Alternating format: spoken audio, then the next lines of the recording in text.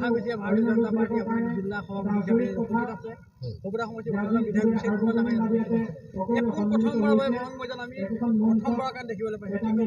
শুনক, মোৰ এটা মই অভিভূত এইকাৰণে যে ভাৰতীয় জনতা পাৰ্টিয়ে ইতিমধ্যে আগতে যেনেকৈ কৈছে যে সাম্প্ৰদায়িক বুলি কোনোবাই কৈ থাকে, কিন্তু আমি কৈ আছোঁ যে আমি সম্পূৰ্ণ সনাতনী এটা দল। ইয়াত সকলো ধৰ্মৰ লোক ইয়াত আছে, সৰ্বব্যাপী সৰ্বস্পৰ্শী কৰা আমাৰ সিদ্ধান্ত। গতিকে আমি অন্তৰ্দয় আধাৰত আমি ৰাইজক উন্নয়নৰ কাৰণে আহিছোঁ, দেশক ৰক্ষা কৰিব আহিছোঁ। কিন্তু আমি আজি দেখিছোঁ যে সম্প্ৰদায় ধৰ্মক লৈ পেলাই যিসকলে আমি তেওঁলোকক দেখুৱাই দিব বিচাৰিছোঁ যে ভাৰতীয় জনতা পাৰ্টিয়ে প্ৰত্যেক ধৰ্মক সৰ্বধৰ্ম সমভাৱেৰে প্ৰত্যেককে সমান মৰ্যাদা দি এই ভাৰত মাতাক আমি শক্তিশালী কৰিম। আৰু আজি তাৰে গোলাঘাট জিলাত সংখ্যালঘু মৰ্চাৰ উদ্যোগত জিলাৰ সংখ্যালঘু মৰ্চাৰ উদ্যোগত যিটো আজি কাৰ্যসূচী হৈছে, মাননীয় বিধায়ক ডাঙৰীয়াই যেনেধৰণে সহায় সহযোগিতা আগবঢ়াইছে, আৰু আমাৰ ইয়াত থকা প্ৰত্যেকজন কাৰ্যকৰ্তাৰ স্থানীয় লোকে আৰু প্ৰত্যেকটো চাৰ্চৰ পৰা অহা যিসকল আমাৰ পুৰোহিত আছে, আমাৰ প্ৰচাৰক আছে, তেখেতসকলে যেনেধৰণে ইয়াত কাম কৰিছে, এইটো মই ইমানেই অভিভূত হৈছোঁ। মই আগন্তুক দিনবিলাকত আমি অধিক শক্তিশালী হ'ম আৰু অধিক শক্তিশালী হৈ আমি সমাজখনক আৰু শক্তিশালী কৰিম। এইটো আমাৰ সংকল্প আজি আমাৰ বৃদ্ধি হৈছে।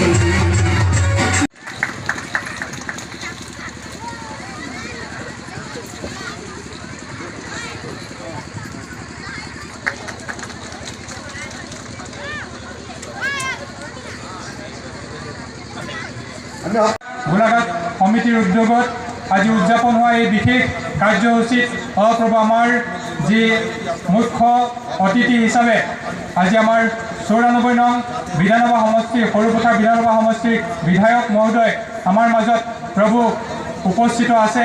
প্ৰভু আমি তেখেতৰ নেতৃত্বত এই সমষ্টিত যি হ'বলগীয়া উন্নয়ন সহপ্ৰভু আমি সকলো কাৰণে প্ৰাৰ্থনা কৰিছোঁ।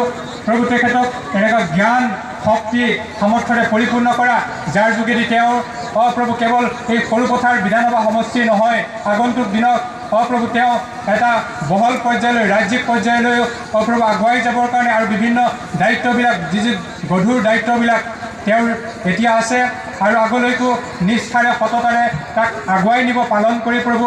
আজি গোলাঘাট জিলা সংখ্যালঘু মৰ্চাৰ উদ্যোগত আৰু মৰঙী মৰ্চাৰ সহযোগত ইয়াত প্ৰাক বৰদিন উদযাপন কৰা হৈছে। আচলতে ভাৰতীয় জনতা পাৰ্টি এটা ধৰ্ম নিৰপেক্ষ দল। আমাৰ আদৰ্শই হ'ল সৰ্বধৰ্ম সমভাৱ। আমাৰ দলত যিসকল ব্যক্তি বিশেষকৈ খ্ৰীষ্ট ধৰ্মৰ ব্যক্তি আছিল, তেখেতসকলে বিশেষ উদ্যোগ লৈ অনুষ্ঠানটো কৰিলে। আমি তেওঁলোকক বিশেষভাৱে কৃতজ্ঞতা জনাইছোঁ। আজি অনুষ্ঠানত কেৱল যে খ্ৰীষ্টান বুলি নহয়, প্ৰত্যেকটো ধৰ্মৰ ব্যক্তি ইয়াত উপস্থিত আছে, আপোনালোকে দেখিছে। এনেধৰণৰ অনুষ্ঠানৰ জৰিয়তে বিভিন্ন ধৰ্মৰ ব্যক্তিৰ মাজত সম্প্ৰীতি বৃদ্ধি হ'ব আৰু এই কথা যথেষ্ট আশানুৰূপ। চব বিজেপি সাম্প্ৰদায়িক দল কেতিয়াও নাছিল। বিজেপিৰ সম্পৰ্কত এই কিছুমান বিৰোধী দলে এই অভিযোগ দিছে। বিৰোধীসকলে এটা কথা জনা ভাল যে বিজেপি চৰকাৰৰ দিনতেই ভাৰতবৰ্ষত সকলো ধৰ্মৰ মানুহ আটাইতকৈ বেছি নিৰাপদ হৈ আছে। মই কৈছোঁৱে, যোৱা দিনবিলাকত অসমত যেতিয়া বিজেপি চৰকাৰ আছে, আজিলৈকে এটা সামান্য সাম্প্ৰদায়িক সংঘৰ্ষ হোৱা নাই। গতিকে যিসকলে এনে অভিযোগ আনিছে, তেওঁলোকে নিজৰ শাসনৰ দিনত সাম্প্ৰদায়িক সংঘৰ্ষৰ ইতিহাস এবাৰ বিচাৰি চালেই গম পাব। আৰু এটা কথা, কা আন্দোলন ক'ভিডৰ সময়ত ৰৈ গৈছিলে, স্থবিৰ হৈছিলে, কিন্তু বৰ্তমান দেখা গৈছে কা আন্দোলন পুনৰ উত্থান হৈছে। কা আন্দোলনৰ কোনো প্ৰাসংগিকতা নাই। যিসকলে কা আন্দোলন আকৌ কৰিম বুলি ভাবিছে তেওঁলোকেও জানে এই আন্দোলন কিমানলৈকে যাব পাৰিব। মইতো নকওঁ কা আন্দোলনৰ সময়ত মৃত্যু হোৱা যিকেইজন ব্যক্তি তেওঁলোকৰ পৰিয়ালে আজি আন্দোলনকাৰীসকলৰ বিষয়ে সামাজিক মাধ্যমত ঋণাত্মক মন্তব্য দি আছে।